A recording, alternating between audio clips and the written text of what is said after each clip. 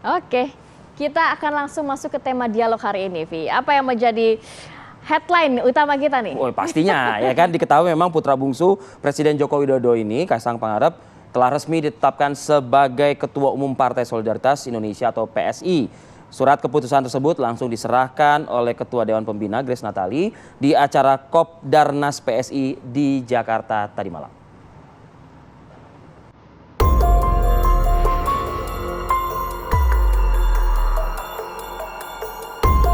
Putra bungsu Presiden Joko Widodo, Kaisang Pangarep, resmi ditetapkan sebagai Ketua Umum Partai Solidaritas Indonesia (PSI). Surat keputusan tersebut langsung diserahkan oleh Ketua Dewan Pembina Grace Natali di acara Kopdarnas PSI di Jakarta Teater, Jakarta Pusat, Senin malam. Kaisang diangkat sebagai Ketua Umum PSI 2 hari setelah dirinya menerima kartu tanda anggota PSI. Dalam pidato politik pertamanya sebagai Ketua Umum PSI, Kaisang mengaku keinginannya masuk politik terinspirasi oleh bapaknya sendiri, Presiden Jokowi. Kaisang juga mengajak relawan Jokowi yang belum terafiliasi partai untuk bergabung ke partai yang kini dipimpinnya.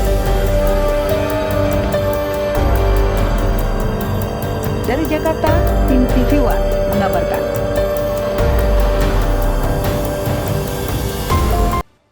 Beliau ini orang yang sangat saya cintai dan saya hormati. Saya ingin mengikuti jejak beliau untuk berpolitik untuk kebaikan.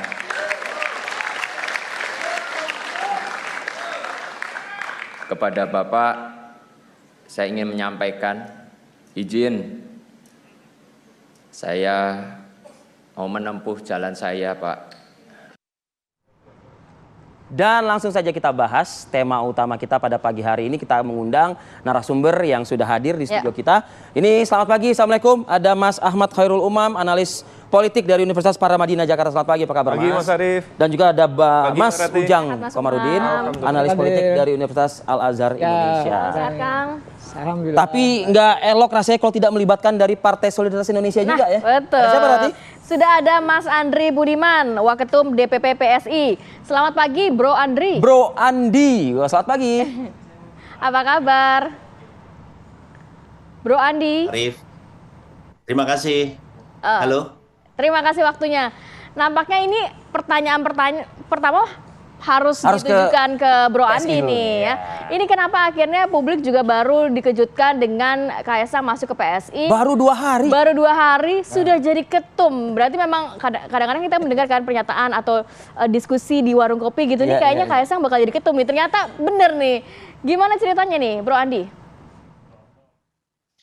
Terima kasih Mbak Kamarati dan Mas Arif. Jadi kalau ada orang bagus, ada orang muda punya niat baik untuk masuk politik, untuk mengurusi sektor publik, kenapa tidak diterima dengan tangan terbuka? Jadi itu prinsip pertama yang dipegang oleh PSI. Mas Kaisang ini tentu mewakili sebuah generasi yang semakin penting ke depan karena pada pemilu 2024 nanti hampir 60% pemilih itu adalah para pemilih muda. Jadi inilah yang absen dalam politik Indonesia hari ini. Kita tidak merasa ada satu sosok anak muda yang betul-betul bisa mewakili generasinya untuk memperjuangkan apa-apa yang memang diinginkan oleh anak muda. Jadi ketika ada sosok seperti Mas Kaisang, pertanyaannya justru harus dibalik. Kenapa tidak? Kenapa tidak kita memberi kesempatan kepada anak muda?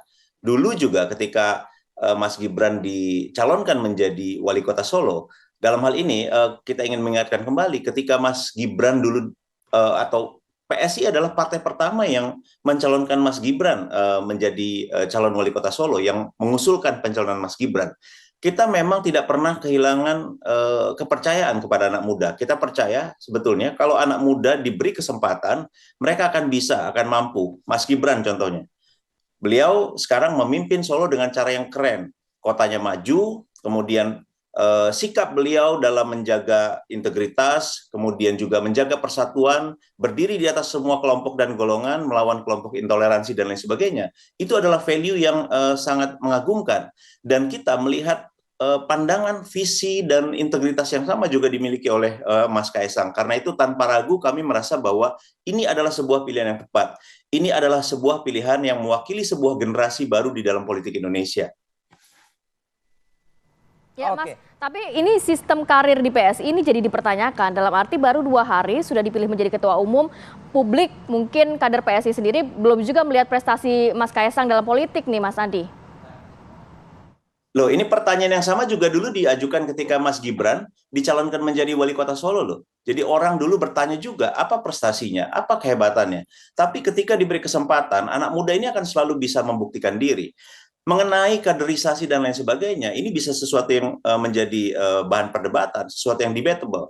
Kalau misalnya kita merasa bahwa proses kaderisasi di seluruh partai politik lain selama ini memuaskan, kenapa misalnya pertanyaannya, kenapa orang justru tidak puas dengan kinerja partai politik?